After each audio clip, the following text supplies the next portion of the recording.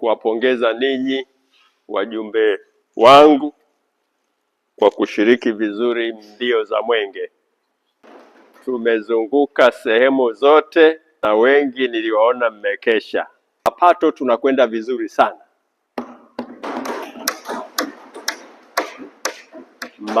Mapato yanakusanywa sana. Kwenye taarifa hii ambayo leo tumeipitia, ambayo ni ya robo ya tatu, tumeshavuka 90%. Kwenye hili la NIDA, hili sisi ni la kwetu sana sisi wajumbe, kwa sababu ndio tunaohusika kule. Zile fomu zinajazwa na kule kwetu. Kwa hiyo, na kwa kweli huwezi kuamini kwamba vijana wengi hawana NIDA. Vijana wengi hawana NIDA.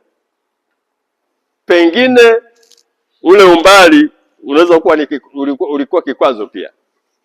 Lakini hapa kuna urahisi. Mtu ambaye yuko serious anatembea. Hiyo tuhamasishe vijana wetu waweze kuchangamkia hili zoezi la NIDA. Huduma ya NIDA ilikuwa kwetu changamoto sana kwa wananchi wetu, lakini sasa tumeweza kufikiwa. Huduma ya NIDA inapatikana kwenye ofisi ya mkurugenzi mtendaji wa halmashauri ya wilaya ya Kibaha, kwa maana ya hapa Kisabi. Hivyo tukiwa kama wenye viti, basi tujitahidi kuenda kuhamasisha wananchi wetu wenye uhitaji waweze kuweza kupata NIDA. NIDA ni haki ya msingi kwa kila Mtanzania. Tunapoelekea sasa hivi huku bila kuwa na NIDA, tunaweza kuja kukosa huduma za msingi za kiserikali. Kwa hiyo niwaombe sana, tutoe hamasa na tutoe elimu kwa wananchi, waone umuhimu wa kuweza kuwa na NIDA. Msimamizi mkuu wa rasilimali za kijiji au kitongoji ni mwenyekiti wa eneo husika. Kwa hiyo tusijiweke kando ama kujiweka pembeni tukiona kama ni watu wa kupewa taarifa. Hapana, sisi ni watu wa kuhoji, kuuliza na kujua na kujengeana uelewa wa pamoja ili tuwe tuna majibu sahihi kwa wananchi wetu. Niko kwenye idara ya elimu msingi. Tumeona hapa, mheshimiwa mwenyekiti, kuna changamoto, lakini changamoto iliyokuwepo hapa ni ya wazazi kutohudhuria kwenye vikao. Kuna upungufu wa walimu.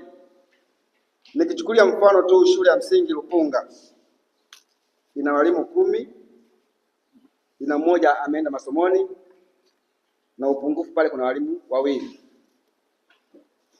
Nikija Muungano, shule ya msingi Muungano ina walimu 12, ina upungufu wa walimu 5. Mzazi hawezi kukwepa hilo jukumu. Kwa hiyo serikali ina kazi yake ya kuwepo pale kama chombo ambacho ndio kinasimamia, lakini uwepo wa wananchi na wazazi katika swala la elimu lazima wawepo, na ndio hapo tunatengeneza mafiga matatu. Leo mjumbe ametusaidia kujua mpaka walimu waliokwenda masomoni.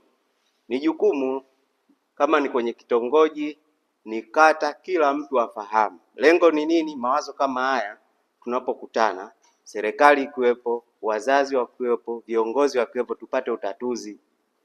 Na haya imekuwa ni changamoto sehemu nyingi, na ndio maana sehemu ya elimu pia inakuwa na changamoto. Serikali inafanya kila kitu, miundombinu iko pale, walimu wako pale, jamii iko pale, jamii inajitenga. Kwa mimi niombe, tukitoka katika kikao hiki, sisi kama wataalamu, sisi kama sehemu ya serikali na wajibikaji, kila mmoja, mwananchi, wataalamu na wote tunaohusika, tuende tukapambane ili tutambue hizo changamoto na tuweze kupata njia ya kutatua. Lakini la pili, swala la upungufu wa walimu. Serikali inatakiwa ipongezwe. Unaona namna gani serikali inapambana na kutatua changamoto ya upungufu wa walimu. Unaweza ukasema walimu ni wachache, lakini kumbe kama eneo husika ndio inaruhusu idadi hiyo ya walimu uliowaona. Kwa hiyo kama mjumbe wa huduma za jamii alivyosema, tumelipokea, lakini kama mimi pia ambaye nawakilisha idara ya utawala na utumishi, tumelichukua. Tutaenda kuangalia kama pale ni ndogo, tunaweza tukafanya mabadiliko. Kama inatosheleza, basi walimu waliopo wataendelea kuwepo pale, na sisi kazi yetu ni kuwasisitiza na kuwafanyia motisha wafanye kazi kwa uwajibikaji, ili serikali ikitoka hapa iweze kujivunia